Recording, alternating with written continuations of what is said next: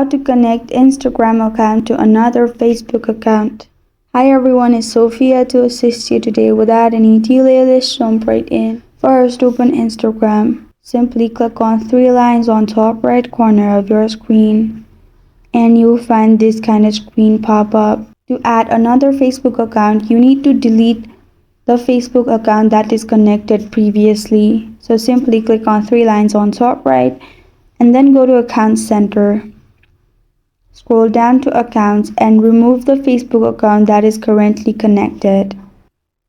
After it's removed, simply click on Continue to move and click on Continue, and as you can see, Facebook account has been removed. Simply open Facebook, click on three lines on top right, go to Settings and Privacy, click on Settings and then click on Account Center.